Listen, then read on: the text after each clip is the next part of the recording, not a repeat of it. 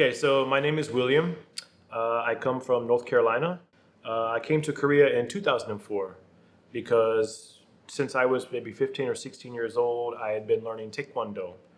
And I did Taekwondo several years, and in 2004, my Taekwondo instructor offered me a chance to come to Korea. And there was a small school that had a Taekwondo department, and they offered me a full scholarship for 2 years. So I came here for that. And since that time, I studied Korean language. I did my bachelor's degree, my master's degree here, and I've been here ever since.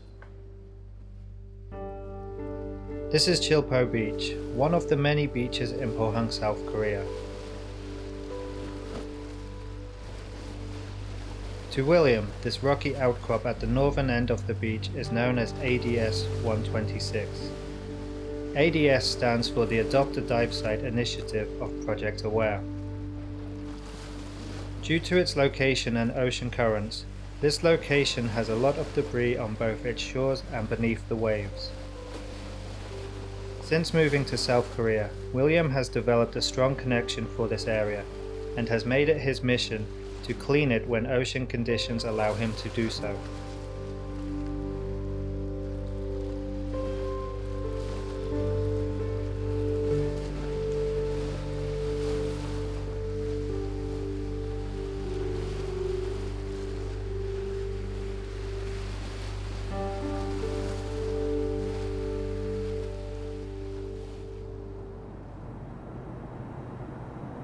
윌리엄이 4년 전에 처음 이제 겨울이었죠. 겨울에 저희 샵을 찾아왔을 때 스쿠버 다이빙 시작을 어떻게 하느냐라고 물어봤었습니다. 그때는 이제 제가 이제 영어를 잘하는 게 아니기 때문에 어떻게 교육이 가능할까 하는 의심도 했었고, 겨울이다 보니까 이제 한국 바다는 좀 차기 때문에 어떻게 드라이 슈트가 아닌 웨 슈트로 교육이 진행이 될까 해서 윌리엄에게 이제 정중하게 3월이나 4월 달에 다시 저희한테 방문을 해준다면은 제가 좀 더 영어를 준비를 해서 교육을 할 수 있으면은 해주겠다라고 해서 그때부터 이제 인연이 시작됐습니다. 그때는 이제 윌리엄 이제 개인 장비로 하는 게 아니라 저희한테 장비를 빌려서 교육을 시작했었는데, 뭐 지금까지 이렇게 꾸준하게 해오는 거 보면은 다이빙에 대한 열정도 있고, 그리고 또 뭐 바다를 정말 이제 자기 고향이 아닌 한국 바다를 정말 사랑하는 것 같아서 저는 이제 개인적으로 정말 고맙게 생각하고 있습니다. The first time I got into the swimming pool, I didn't enjoy scuba diving at all. I felt like, an astronaut putting on all of this gear, and I felt, encumbered by everything. Snorkeling is very quiet. All you hear is, but you don't hear the bubbles. You just hear air passing. So it's very quiet. You can hear the ocean. But with scuba diving, you hear, every time you exhale, you hear blah, blah, blah, blah, blah. So it was very noisy. But he explained to me, he said, as you do scuba diving more, you'll come to love that sound because it means you're breathing, right? It means you have air and you're not going to die underwater. So, and he was right. Over time, I began to enjoy scuba diving, and I've been scuba diving ever since.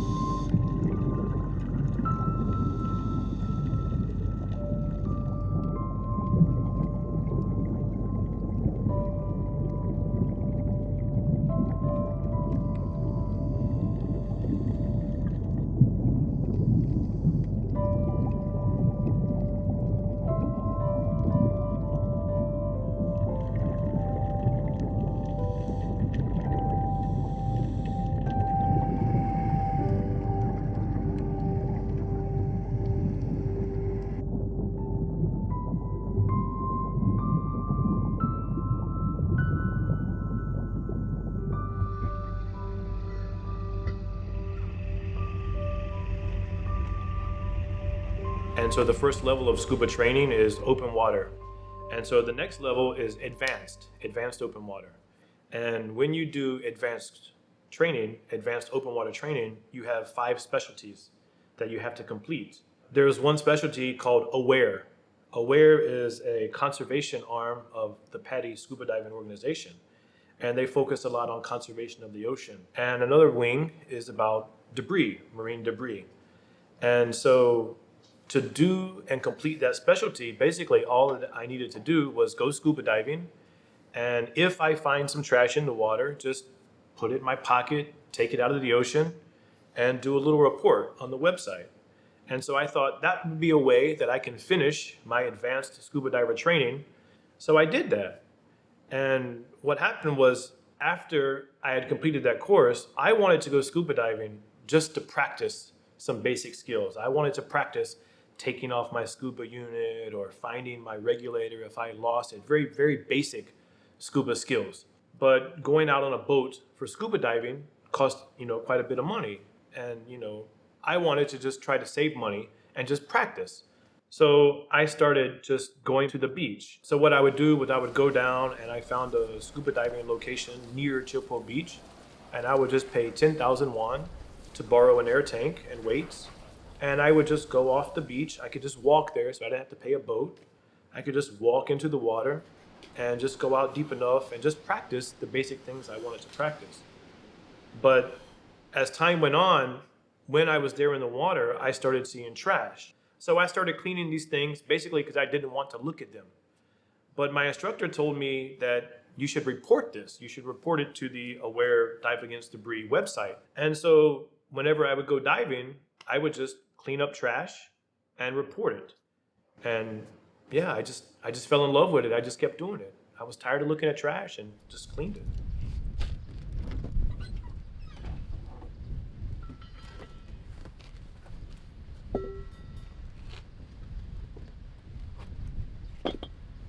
The waves aren't too bad. It's a little bit choppy as far as wind, but a couple days last week, the waves are pretty high, over 2 meters, maybe 2.5 meters. So there's a lot of debris, broken plant life, seaweed, things like that washed up on the shore. And the first, I'd say probably 30 or 40 meters from the shore out into the water is going to be saturated with that stuff. So its visibility is going to be pretty much zero until I get out. But I think once I get out, couple maybe 20, 30, 50 meters offshore, I think it'll clear up a little bit. I don't expect visibility to be great, but hopefully everything will work out and I can get a lot of debris cleaned today.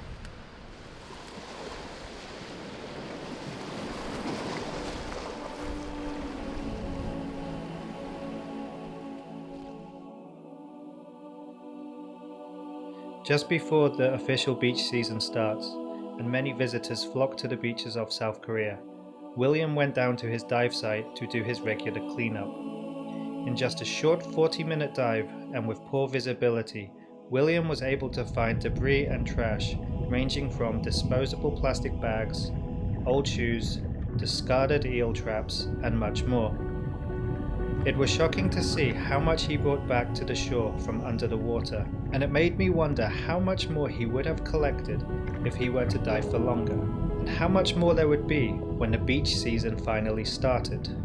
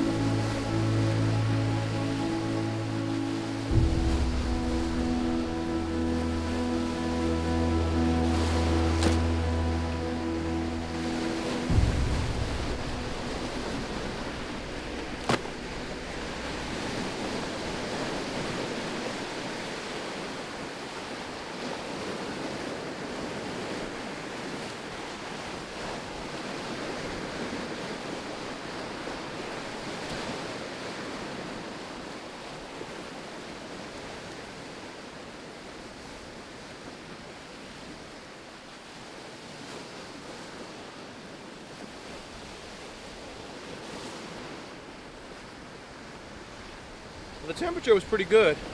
I didn't wear my computer, so I don't know the exact temperature, but I'd guess maybe 17, 18 degrees right around this area. But the visibility was pretty bad until you move around the point, go a bit farther north, and then the visibility clears up. So the visibility is pretty good out there, maybe 4 or 5 meters, which is pretty good for this area. Good enough for cleaning, and got a lot of trash, so today was a success.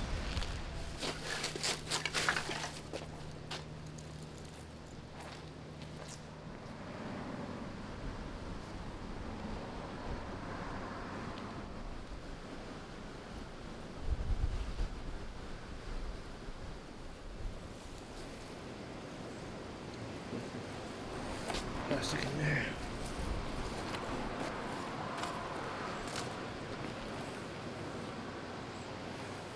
So the trash that I typically find is varied, and actually it changes depending on the season. So because I'm on the Aware website, I actually adopted Chilpo Beach. They have a program called Adopt a Dive Site, where you adopt a certain dive area and you have a responsibility every month. You make a promise that every month I will go there and I will do a debris survey and dive and come back and report my data. So I try to go there at least once a month. And some months, like in summertime, I may go there 2 or 3, even 4 times a month. And in wintertime, conditions here in Korea tend to be a little bit rough as far as waves and surf are concerned, so I can't go in winter.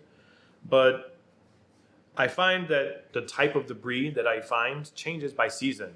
So for example, when I go in wintertime, the debris I find is debris that's obviously been in the ocean for some time. You can pick up a plastic bottle and you can tell that, you can just feel it and look at it and tell that the label is withered and the plastic has been deteriorated, and you know that it's been in the ocean for some time.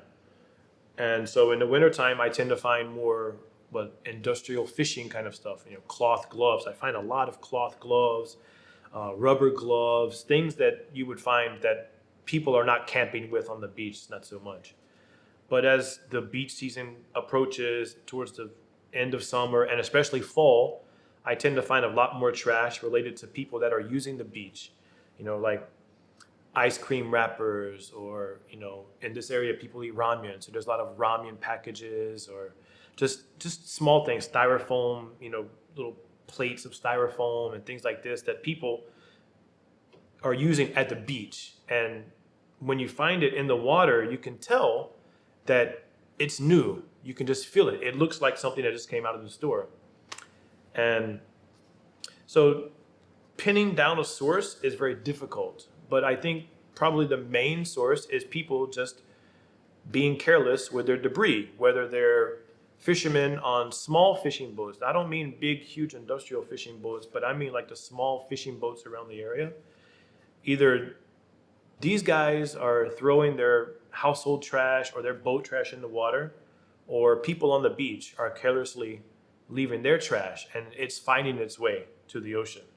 Now, obviously, I don't have any conclusive research to prove that, but just over the 4 years that I've been cleaning these sites and the debris that I find, which is all cataloged, you can see pictures of everything I've ever cleaned on the Aware website, then I get the feeling that most of the debris I find is people just being careless. The flow of debris into our oceans is an ongoing problem. Researchers generally agree that about 80% of all ocean debris originated on land. According to a United Nations report, the top 5 most common debris items are cigarette butts, plastic food wrappers, plastic beverage bottles, plastic bottle caps, and plastic straws. These are small items that often end up in our oceans via the ugly journey of trash that begins in our cities. These items are often carelessly discarded, and after a rainy or windy day, find their way into storm drains and onwards to our streams and rivers, and finally to the ocean.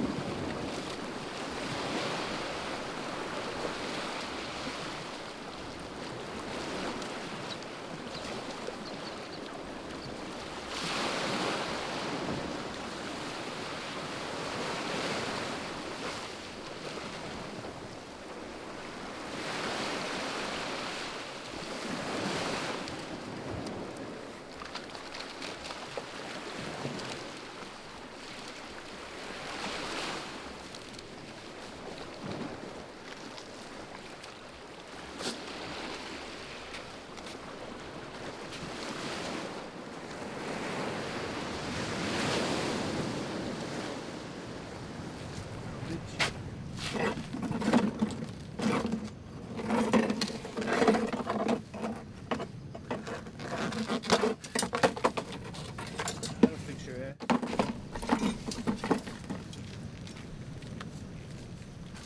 There we go.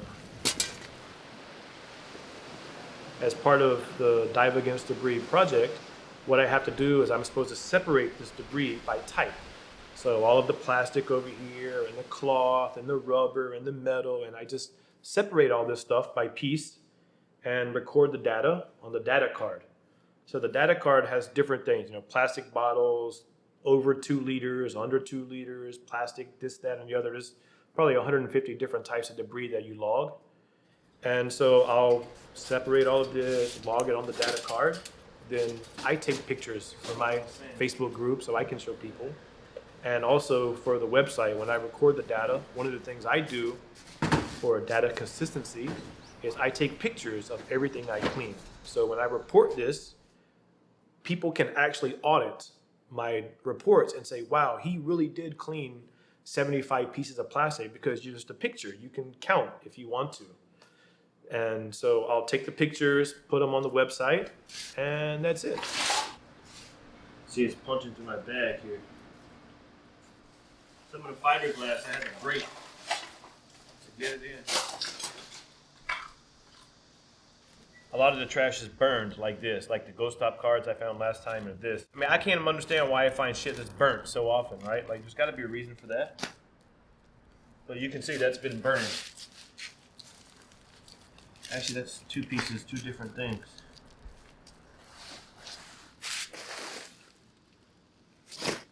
Quite a lot of burlap today. And these are both from the same company, I think. This is ramyun, Shin ramyun.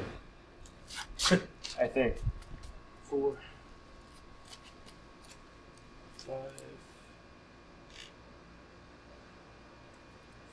food wrappers.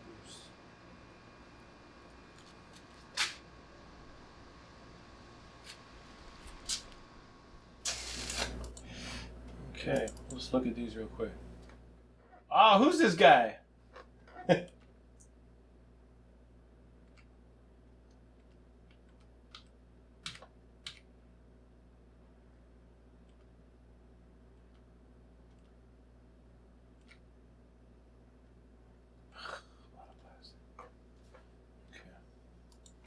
All right, here we go.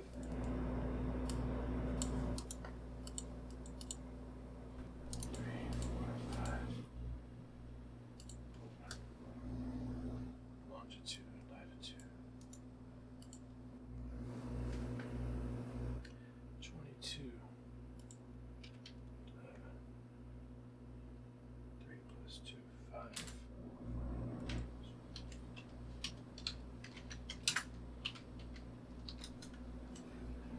So here, let me come down here.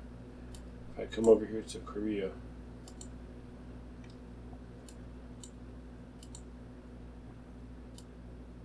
see Jeju's been busy lately. They don't have anything on me. So this is up until my last survey. Today, this will probably be really close to 6,000 once they put what I did today in. But this is the pinwheel of all my... They can't even fit it on the screen. I wish I could just zoom out and see this pinwheel. But if I zoom out, it just comes back to this. So it'll be here. And that's it. Now just take a shower and have some adult beverages and enjoy the rest of my Saturday. 자, 윌리엄이 지금 4년 정도 되면서 너무 대단하다고 생각했던 게, 이제 윌리엄이 이제 환경 보호를 하는 섹터가 있는데, 이제 포항 쪽에 칠포 해수욕장에서 이제 클린을 하고 있는데 너무 대단한 것 같아요. 봉사활동인데 매주 이제 바다가 허락하면은 가서 이제 청소를 하고, 그 다음에 이제 분류를 해서 자기가 이제 또 프로젝트 외에 브리핑도 하고, 그러면서 이제 한국 바다인데 한국 사람이 아닌 외국 사람이 이렇게 열정적으로 청소를 하는 거 보고, 저 또한 이제 조금 반성하게 되고 또 윌리엄과 함께 이제 한국 바다를 청소를 해 나가야 되지 않을까. 조금은 어렵지만 이제 시도를 해봐야 되지 않을까라는 생각을 많이 하게 됩니다.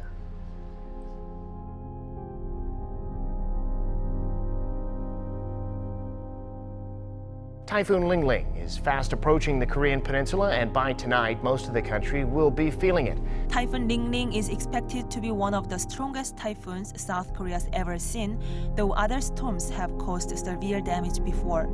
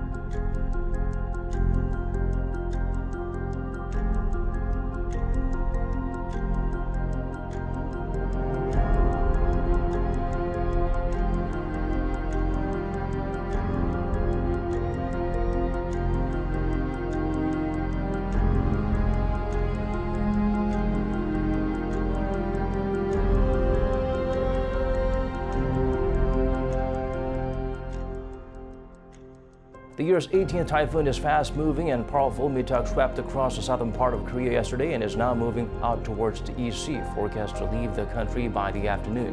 The eastern coastal areas were the hardest hit, with cities like Uljin getting more than 500 millimeters of precipitation.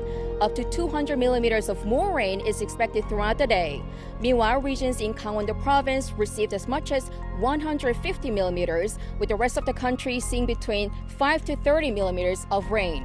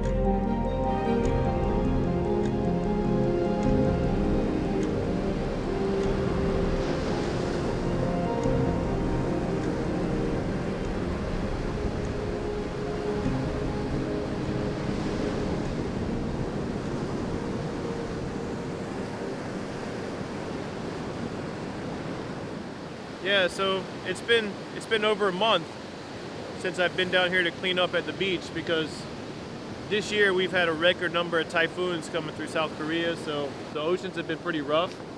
Just like today, I wanted to come down here and dive today, but there's just so much waves, it's impossible and dangerous for me to get out there by myself and dive. And you know, as you can see on the beach, it's just nasty. There's just so much trash that's been washed up out of the ocean.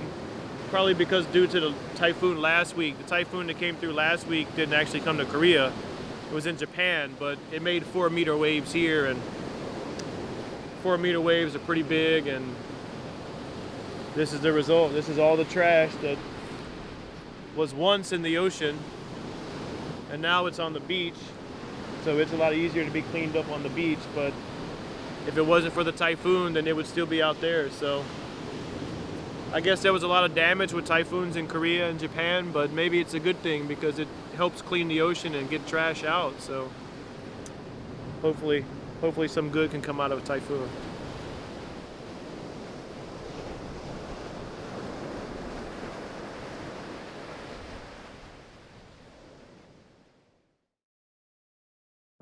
So a lot of people ask me, why do I do this work?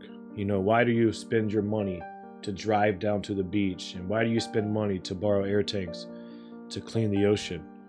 There's so much trash out there, and really the trash that I clean, it looks like a lot when I bring it out of the ocean, but really in the grand scheme of things, it's really a small amount.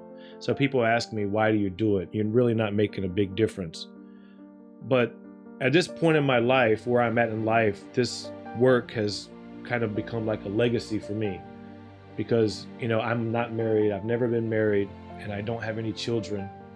And so this work is like a child to me. When I'm departed from this earth, when I leave this earth, I ask myself, what do I have that people are going to remember me for? What's going to exist of my life when I'm done?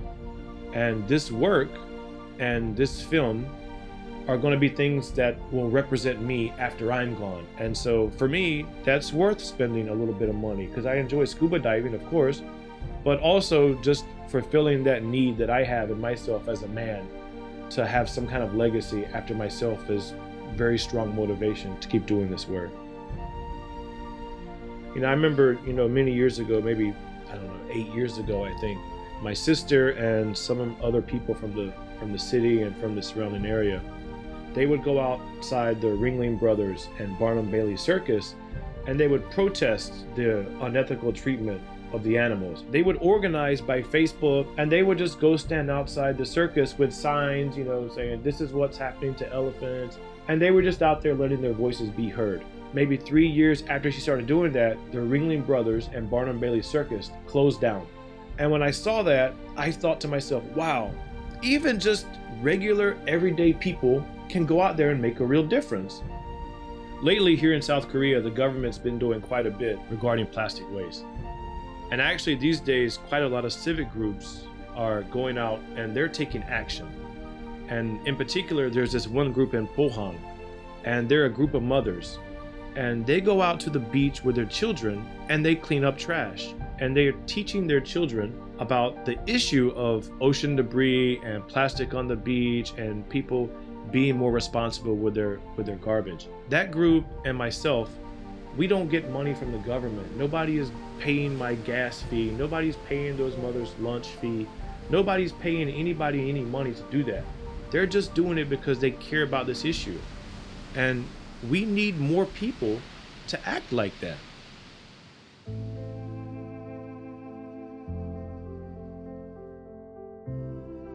When I began production with William and saw the amount of debris that he collects from just one small dive, I couldn't help but feel a degree of guilt from knowing that I am as responsible as others at letting our waters become this polluted. William is passionate about what he does, and he will never give up on doing his part to ensure the life of our planet lives on. So far he has collected more than 6,000 pieces of debris.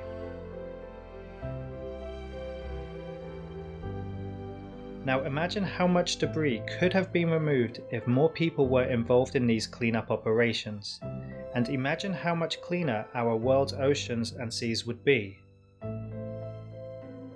South Korea isn't really a well-known destination for scuba diving like Thailand or Indonesia. But even in Pohang, where I go scuba diving and where I clean trash, there's so much beauty out there and people really don't realize it. There are times where I'm out there and I'm cleaning trash and there are literally thousands of fish around me. Or there's other times where I'll be there in the ocean playing with an octopus or watching, a small hermit crab crawl across the bottom of the ocean. My guess is, I imagine that if people could really see what kind of beauty is out there in Korea's ocean, just right off the beach, not far away, but just right, 50 meters out of the water, then it would inspire people to care a little bit more about how they dispose of their trash. Everybody has the power in their day-to-day life to do something to help clean the ocean, right? I mean, people can use, reusable bags when they go shopping, or don't take a straw when you go buy your coffee, or be careful with trash and blowing out the window of your car. There's so many things that everybody could do to help reduce this problem of ocean trash. And all of these are simple changes that everybody can make in their daily life.